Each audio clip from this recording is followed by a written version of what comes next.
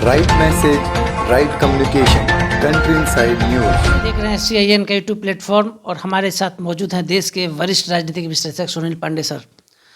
चिराग पासवान लगातार अमित शाह गृह मंत्री से मिल रहे हैं और बिहार में राष्ट्रपति शासन की मांग कर रहे हैं, शराबबंदी जो मुख्यमंत्री नीतीश कुमार ने किया है। सर आप क्या कहेंगे, बीजेपी के पास इतना हिम्मत है कि बिहार में राष्ट्रपति शासन लगा पाएगा?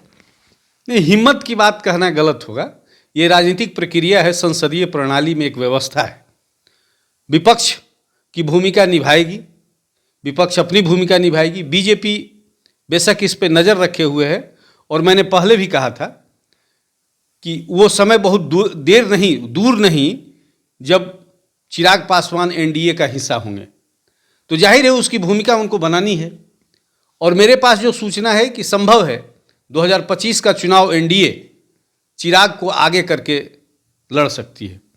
मतलब ये कि रामविलास जी के सुपुत्र चिराग पासवान एक बार फिर से NDA का मजबूत हिस्सा बनेंगे। इसकी थोड़ी बहुत झलक आपने देखा होगा।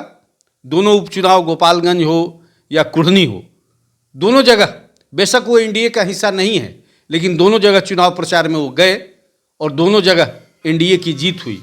ये बड़ी बात है, इसका श्रेय चिराग को जाता है और बीजेपी का शीर्ष नेतृत्व इस बात को समझता है। अब आते हैं आपके इशू पर। चिराग पासवान बिहार से सांसद हैं, जमुई से सांसद हैं, तो जाहिर है बिहार की राजनीति में उनकी दिलचस्पी होगी। और जो खबर मैं आपसे शेयर कर रहा हूं, इस बात की सूचना या इस बात के लिए आशान्वित होगी बीजेपी भी कि चिराग बढ़कर हिस्सा लें और नीतीश सरकार की बधियां उघेड़ते रहें। ये उसी का हिस्सा है।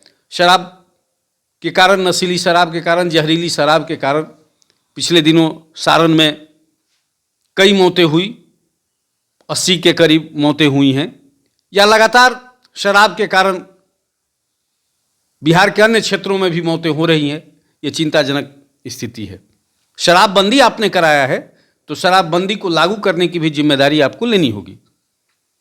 आप एक वेलफेयर स्टेट हैं, तो जाहिर है जब शराब से मौतें हुई हैं उस परिवार की जिम्मेदारी कौन लेगा? मैं बात कर रहा हूं अनुदान देने की बात, अनुदान की बात नहीं, कंपनसेशन देने की बात, कि मरने के बाद जो मुआवजा दिया जाता है। सरकार मुकर रही है, जबकि यही सरकार 2017 में ऐसा काम कर चुकी है। गोपालगंज में तब खजूरबन्ना में कोई शराब कांड हुआ था, कई मौतें हुई थी। उसके बाद वहाँ उस परिवार को, पीड़ित परिवार को मुआवजा दिया गया था।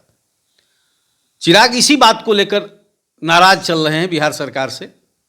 लॉ एंड ऑर्डर की बात है, लॉ एंड ऑर्डर बिगड़ा है, लेकिन पुलिस का नया मुखिया प्रदेश को मिला है। उम्मीद ये की जानी चाहिए कि इसमें सुधार होगा।